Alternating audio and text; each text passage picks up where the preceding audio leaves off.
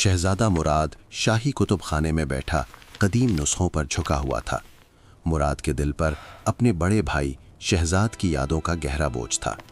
शहजाद को सल्तनत का सबसे बहादुर और दानिश्वर वारिस माना जाता था और वो एक खूनरेज जंग में बहादुरी से शहीद हो गया था। बादशाह हामिद, मुराद के वालिद, अक्सर मुराद को शहजाद से तशबीह देते थे और ये मुवाजना मुराद के अंदर एक गहरा एहसास कमतरी पैदा करता था, क्योंकि मुराद समझता था कि वो कभी भी शहजाद की जगह नहीं ले सकता। मुराद की आंखों में जहानत और तजस्सुस तो झलकता था, मगर उसकी तलवार की काट और मैदान जंग की महारत शहजाद जैसी न थी। बादशाह हामिद की खामोश उम्मीदें मुराद पर एक मुस्तकिल दबाव बनी हुई थीं। एक शाम मुराद ने महल के एक तारीक गोशे में बूढ़े खादिम नसीर को एक दूसरे खादिम से धीमी आवाज़ में सरगोशियां करते सुना। नसीर एक पुरानी बंद सरंग का जिक्र कर रहा था, जहां कई सदियों से एक कदीम चिराग छुपा हुआ था, एक ऐसा चिराग जो सच की रोशनी दिखाता था। नसीर के मुताबिक ये चिराग सिर्फ उसे रास्ता दिखाता है जिसके दिल में सच्चाई और इंसाफ की प्यास हो। मुराद ने फ़ौरन फैसला कर लिया कि उसे ये चिराग तलाश करना है। मुराद को यकीन था कि यही चिराग उसकी किस्मत बदल सकता है और उसे अपने वालिद की नज़रों में काबिल बना सकता है। वो शहजाद की तरह जंगजू नहीं बनना चाहता था, वो अपनी हिकमत और दानाई से पहचाना जाना चाहता था। मुराद ने कई दिन शाही कुतुब खाने के खुफिया नक्शों और पेचीदा पहेलियों का बगौर मुताला किया। उसने बेशुमार रातें जागकर पुराने तूमार खंगाले। आखिरकार उसे एक खुफिया रास्ता मिला जो महल के सबसे पुराने भूले हुए हिस्से में एक छोटे से तारीक कमरे तक जाता था। कमरे में धूल की मोटी तह जमी थी जो कई दहाइयों की बेतवज्जुही का सबूत थी। दीवारों पर कदीम नक्शो निगार बने थे जिनके मानी ज़माना भुला चुका था। एक कोने में जंग आलूद लोहे के ताक पर एक अजीब चिराग रखा था, काली धात का बना हुआ, जिस पर गहरे नीलम जड़े थे और वो किसी नामालूम पुरस्रार ज़बान में लिखा हुआ था। मुराद ने चिराग को एहतियात से उठाया और उस पर जमी धूल को आहिस्ता से रगड़ा। अचानक पूरा कमरा गैर मामूली रोशनी से भर गया और एक चमकती हुई नीली रोशनी में एक देवकामत जिन जलीस नमूदार हुआ। जलीस का कद दरख्त जितना था, चेहरा मुस्कुराता हुआ और आंखें सितारों की तरह चमक रही थीं।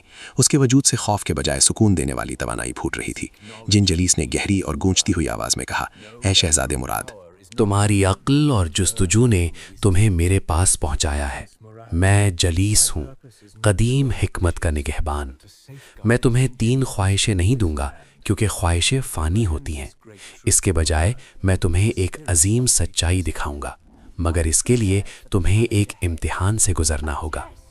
मुराद ने हैरत से पूछा, कैसा इम्तिहान है जिन जलीस? जलीस ने जवाब दिया, तुम्हें हक का रास्ता रोशन करना होगा, इससे पहले कि किसी बेगुनाह की किस्मत दागदार हो और इंसाफ का दामन आलूदा हो जाए। ये आजमाइश तुम्हारे दिल की सच्चाई और तुम्हारी अक्ल की बुलंदी को परखेगी। उसी रात महल में हंगामा मच गया। सल्तनत का सबसे कीमती हीरा, सुकून का जौहर, जो अमन की अलामत समझा जाता था, शाही खजाने से गायब हो गया था। वज़ीर आज़म आमिर, जो अपनी मक्कारी और इक़्तिदार की हवस के लिए मशहूर था और मुराद से शदीद रंजिश रखता था, फ़ौरन आगे बढ़ा और बग़ैर किसी तहक़ीक़ के एक मासूम बूढ़े माली रहीम पर इल्ज़ाम लगा दिया। रहीम वही माली था जिसने शहजाद की खिदमत की थी और बचपन में मुराद को बाग में फूलों की कहानियाँ सुनाया करता था। आमिर ने बादशाह से जोर देते हुए कहा कि रहीम को फ़ौरन कैद करके सख्त सज़ा दी जाए ताकि दूसरों के लिए इबरत हो। मुराद के दिल में शक बैठ गया।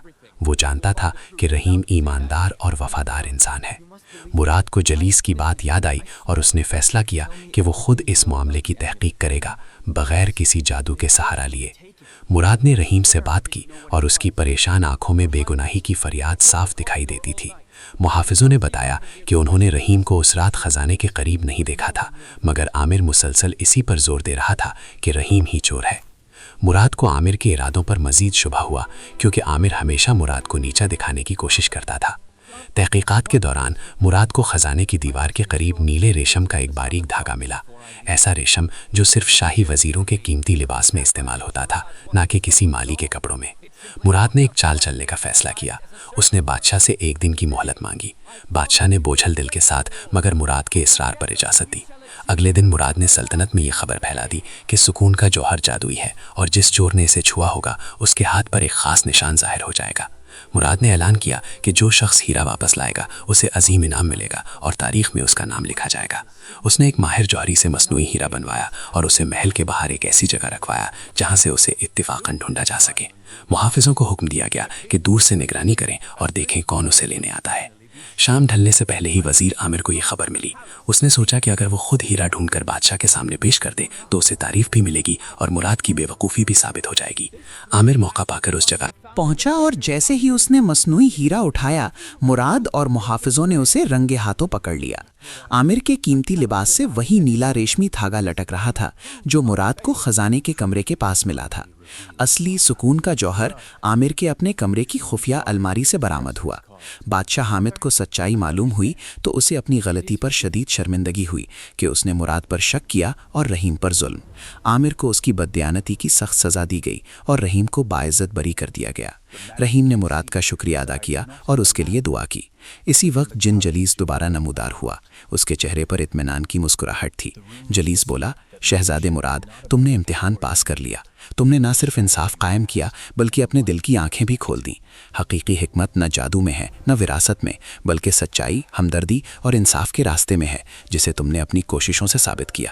یہی وہ عظیم سچائی ہے جس کی تمہیں تلاش تھی۔ مراد نے جن جلیس کا شکریہ ادا کیا۔ مراد کو احساس ہوا کہ اسے اپنے بھائی جیسا بننے کی ضرورت نہیں، اسے اپنی منفرد پہچان بنانی ہے۔ بادشاہ حامد نے مراد کی ذہانت اور ایمانداری کو تسلیم کرتے ہوئے اسے اپنا جانشین مقرر کر دیا۔ مراد نے پھر کبھی اپنے بھائی کے سائے میں خود کو کمزور نہیں سمجھا، بلکہ اپنی سلطنت پر سچائی اور انصاف کے ساتھ حکمرانی کی اور جن جلیس کی عطا کردہ حکمت کو ہمیشہ دل میں روشن رکھا۔